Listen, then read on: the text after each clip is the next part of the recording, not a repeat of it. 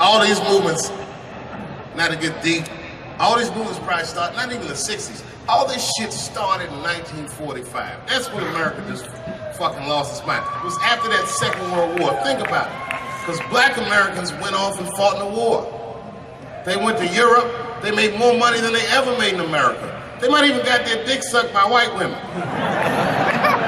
And then they came back to the United States and they looked around and they said, you know what? I don't like the way I'm being treated around here.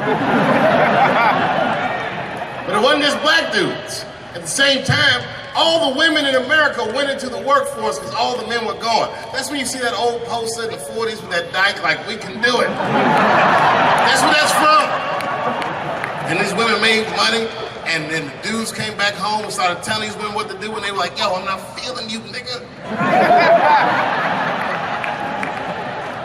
At the same time, the CIA started experimenting with a drug in San Francisco. Back then, nobody knew about it, called LSD. By 1960, all the white kids in America were like, it works. And a new school of thought was unleashed on the American consciousness. People had never even thought like that before, and now they were thinking like that in mass. White kids in mass were like, fuck our parents' plans for us. By the time 1960 rolled around, the President of the United States was 42 years old. He was the next best hope. And they blew his brains out in Dallas, in fucking parade. That's the most gangster shit. There were 8 major assassinations in the 60s. Kennedy, X, King, Everett. And then, by the 70s, the white youth culture and the Black Panthers and the black youth culture started to merge. You started to see Timothy Leary meeting Eldridge Cleaver in Africa, not Oakland.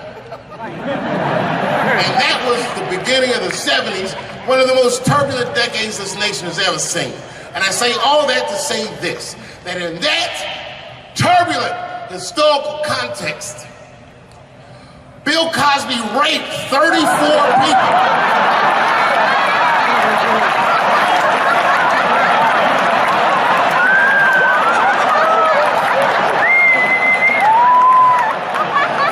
That is a lot of raping. Oh, I didn't want to believe it. Every time I turned on the TV, I saw another old woman describing one of these antique rapes. These rapes were old school. They'd be like, and then Bill Cosby pulled my bloomers down. Bloomers? I saw him peering through me through a large cloud of vagina hair. Vagina hair? I've seen that in years.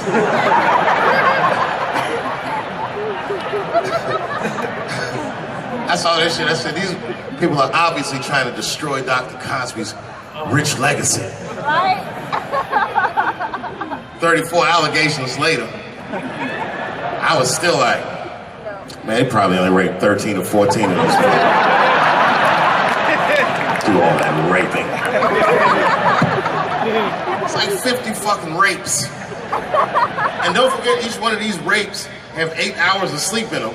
It's like 1,000 hours of rape. Packed into an otherwise busy schedule. Short corporate rapes, that's what I support.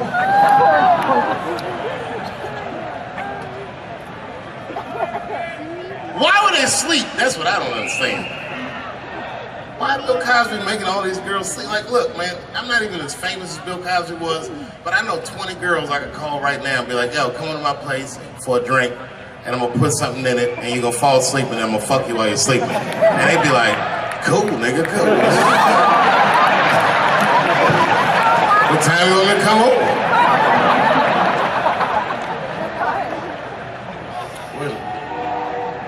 Is that a train here, that train? Trains do something to black people. Didn't you feel like running for that train? I've never been in a situation where I needed something about being black, nigga. You just, when you hear a train, we'll say like, I've gotta go.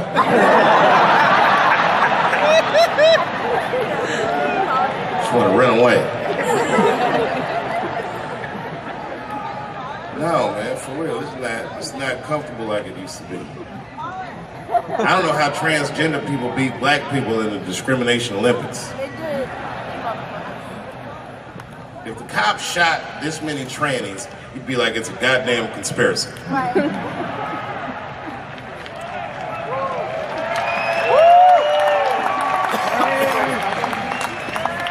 Niggas gonna start wearing high heels just to feel safe.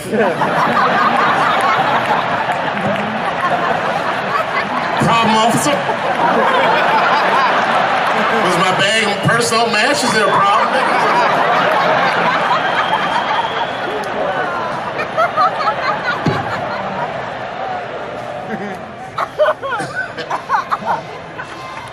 There's too many, man.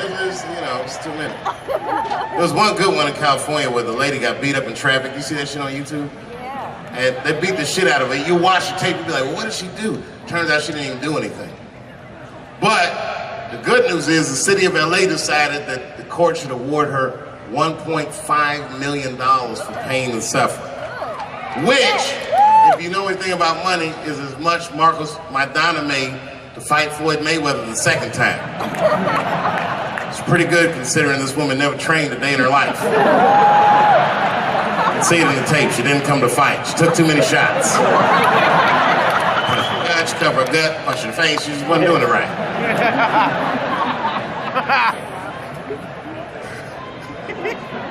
What?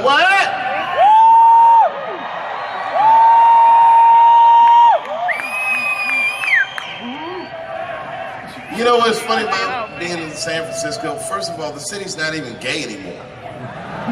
Gay people can't afford to live there. They just visit.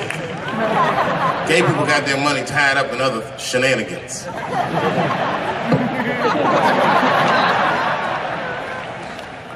Where you from, bro? Where? Canada? Well, all right, you can get off the watch list. You know, America has a racial hot seat, which belongs to black Americans, but I know you sat in it for a while. I can honestly say Arabs and Mexicans sat in that seat. And we, the black Americans, would like to thank you both for your sacrifice and your struggle. Everybody goes through something, but at least I can leave my backpack someplace.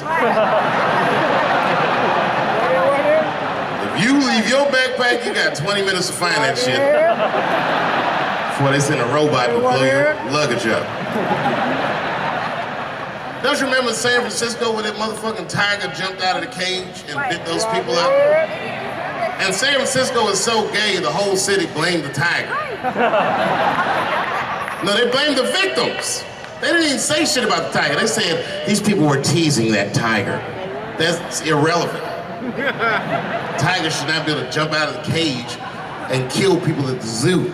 They said that that tiger chased one of his victims 400 yards. Listen, you know how fucking fast you have to run to outrun a tiger for 400 yards? Nigga probably woke up in the hospital with an NFL recruiter standing over his bed. You did good, son. You did very good. I know this isn't a good time, but I'm with the Cincinnati Bengals. Complete coincidence. I think we can tie something in and do something really big with you. One of the guys the tiger bit was Mexican, and the other two were Arabs. I said, who trained this tiger? Homeland Security, like everybody?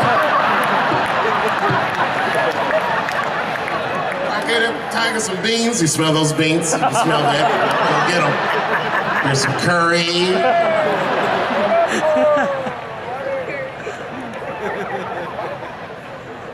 I see a lot of Indians in San Francisco. I always wanted to be in a Bollywood movie.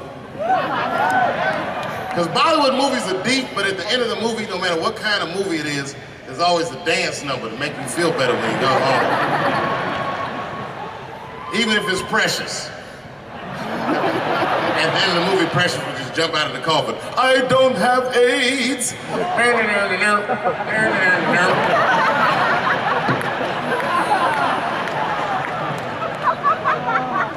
You ever see Precious? Boy, that was a sad movie. Yeah, that was tough. If you haven't seen it, you know all the statistics of living in urban life in America. But if you could picture all those statistics happened to one person for 90 minutes, that was precious. Life through the book of that fat bitch.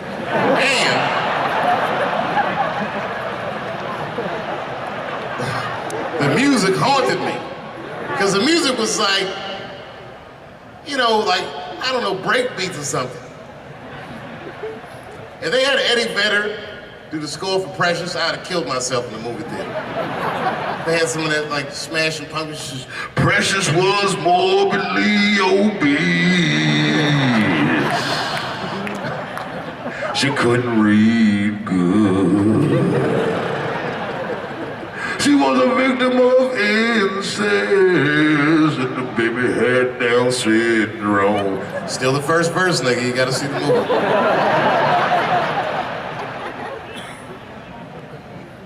She caught AIDS at the end. She might have had it the whole movie, but at the end she found it.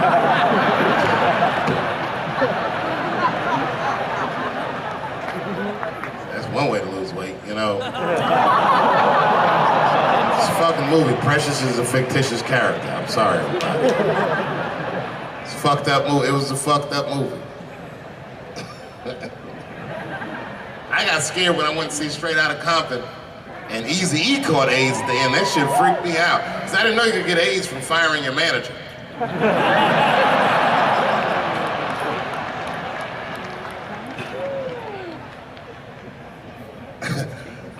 You didn't see Straight Outta Compton?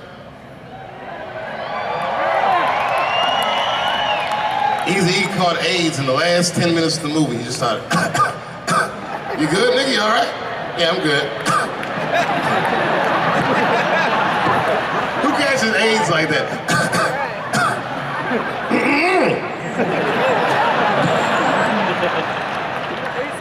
AIDS does not sound like that. It's a racking cough.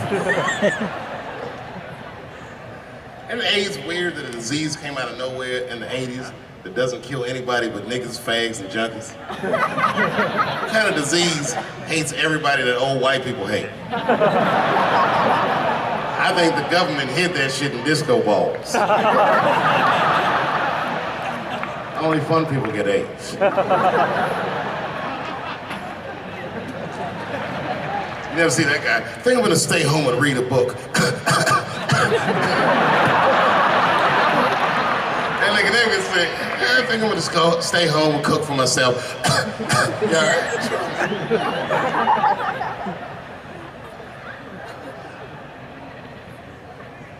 Remember when Donald Sterling made that tape? Said all those bad things about black people? That tape was fucked up. But that goes to show everybody, if you get old and white and racist in America, whatever you do, don't tell your black girlfriend about that shit, because that's who made the tape. She taped everything. The tape was embarrassing. He was like, stop bringing these black guys to my games. We were all listening like, how you gonna have a game without us? There's gonna be a lot of bounce passes and layups in this shit. And then it turned out the black guy he was speaking of was none other than Magic Johnson, NBA legend and billionaire. Unfucking believable. Didn't even mention the fact that he had AIDS, which is the first thing I would say to my girlfriend. This guy must be very racist if AIDS is the footnote.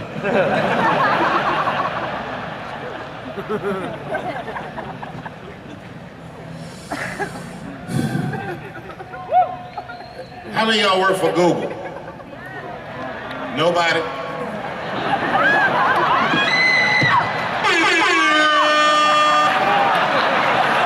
Thanks, Fuse. That air horn always pushes the joke through. You ever do something regular, but if you do it with the air horn, it sounds better. Like once I pulled my dick out at a New Year's Eve party. Real traumatic experience. I'd been drinking. It's really fucked up. I had to make all new friends. I did it on the 10 count. The motherfuckers was like, 6, 5.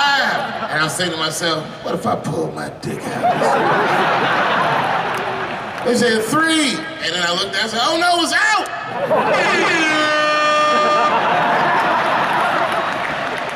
air horn pushed me over the top. I pulled that shit out of the... I was like, oh!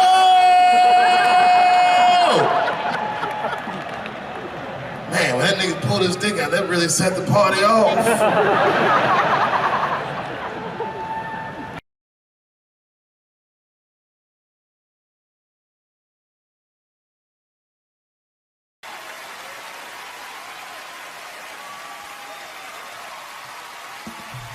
Ladies and gentlemen, Dave Chappelle.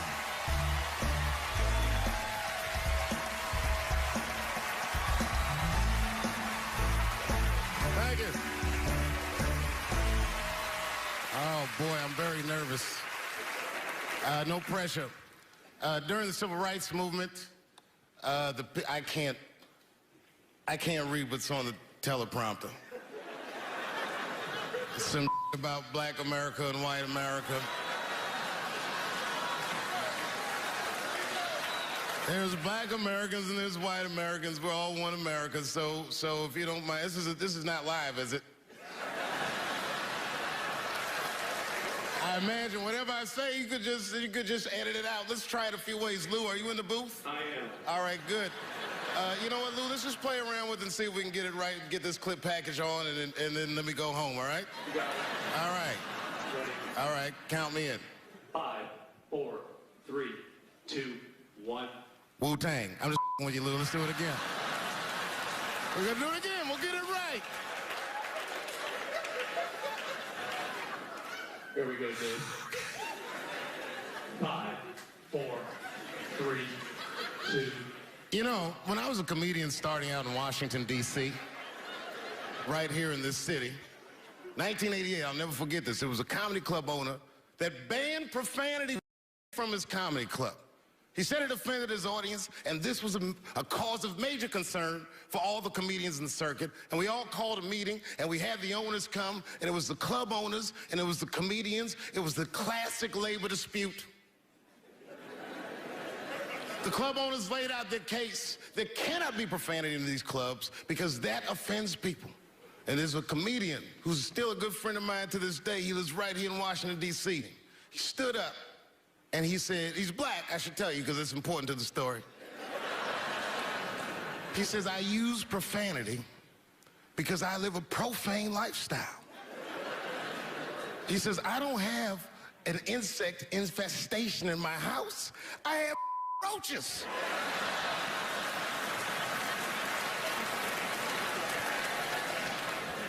My favorite comedians are like musicians, and the audience is their instrument. And the music they make is your laughter. And that's the laughter that I scored my entire life to.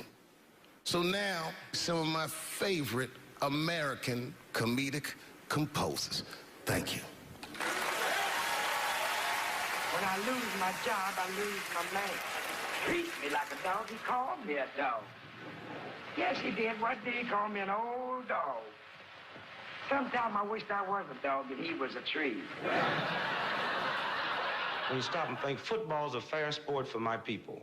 Only sport in the world a Negro can chase a white man and 40,000 people stand up and cheer him. See, in my neighborhood, the kids have a kind of a dubious reaction to that whole Santa Claus concept. They just don't believe that a white man will ride a reindeer through Harlem after midnight. In truth, white friend, it's you that all look alike. But look at the black people around you. We're all different colors. Black walnut, burnt almond, chocolate mocha, pecan, vanilla, yellow, mellow, light, bright, and damn near white. We come from the first people on the earth. You know, the first people on the earth were black people. We the first people had thought, right? We was the first one to say, where am I? And how do you get to Detroit? I think maybe like 30 years ago, there was a woman that wanted to sing, and a black lady that sang opera that wanted to sing. What was her name? Mary Anderson. And this place was like segregated, and they couldn't sing here.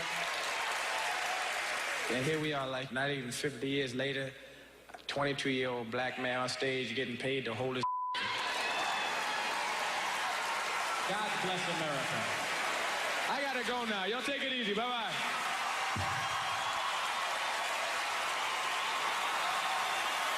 Janelle Monáe, Will Smith, Common, Gladys Knight, and John Legend when we continue. Yeah, man. Well, you ladies are right. To be honest with you, your lives look terrifying to me. They do, man. I know nothing about being a woman, but I know fear. Yo, I used to live in New York when I was 17, and I couldn't even pay my bills. You know what I did to make money? I used to do shows for drug dealers that wanted to clean their money up. One time I did a real good set, and these motherfuckers called me in the back room. They gave me $25,000 in cash. I was probably 18 or 19 years old. I was scared. I thanked them profusely. I put that money in my backpack. I jumped on the subway and started heading towards Brooklyn at 1 o'clock in the morning. Never been that terrified in my life. Because I never in my life had something that somebody else would want. I thought to myself, Jesus Christ, if motherfuckers knew how much money I had in this backpack, they'd kill me for it. Then I thought, holy shit. What if I had a pussy on me all the time?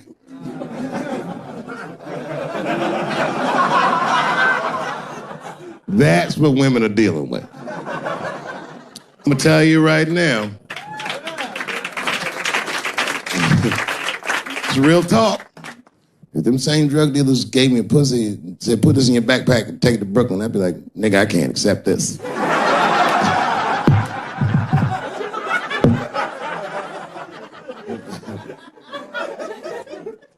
I empathize, man, you know. Everybody gets mad because I say these jokes. But you understand that this is the best time to say them. More now than ever. And I know there's some comedians in the back. Motherfucker, you have a responsibility to speak recklessly. Otherwise... New York Times said that Louis C.K. jizzed on his own stomach. You know, I've busted a lot of nuts in my day. None of them were newsworthy. Shit was really gross, because they didn't just say it like I said it. They didn't just say jizz on the stomach. They said it in that fucking Pulitzer Prize winning style that the New York Times has. It was very descriptive, like, you know what I mean? Louis C.K.'s semen shot out like a volcano of misogyny, slowly drizzling down like lava, covering his freckled penis as it slowly dripped to a fiery crown of red hair. Jesus Christ, I'm trying to eat some huevos rancheros and these niggas is...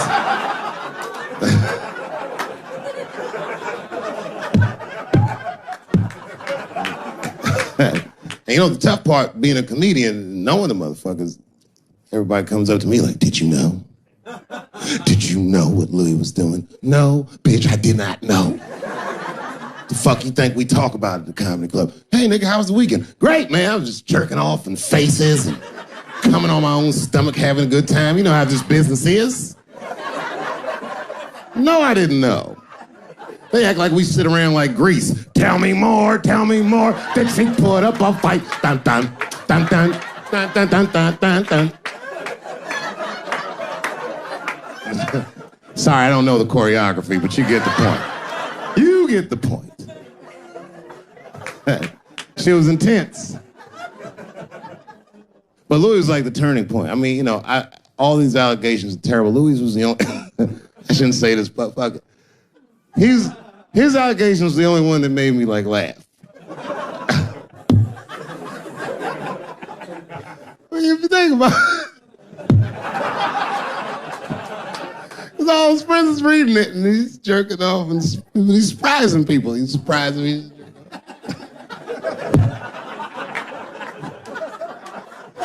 I just picture all the comics in comedy just reading it like, what?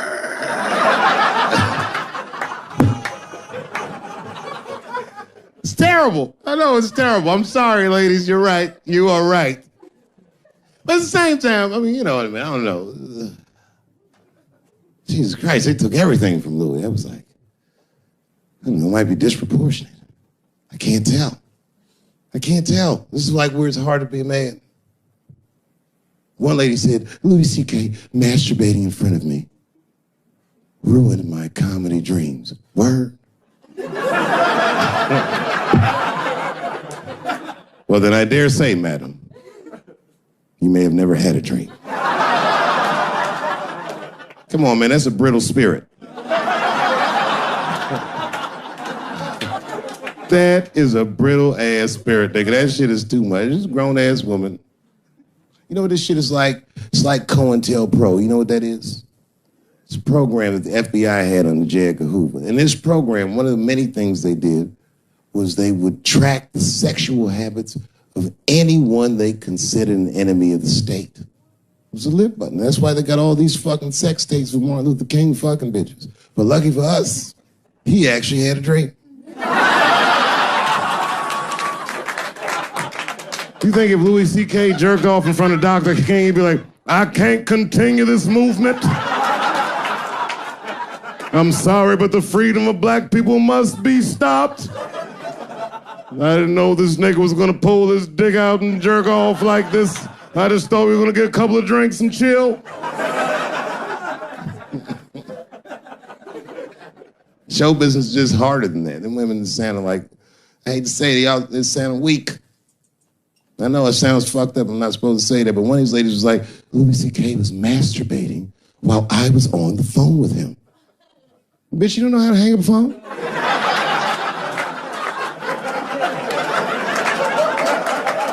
How the fuck are you going to survive in show business if this is an actual obstacle to your dreams? I know Louis is wrong, ma'am. I'm just saying I'm held to a higher standard of accountability than these women are. Don't forget who I am. Don't forget what I am. I am a black dude.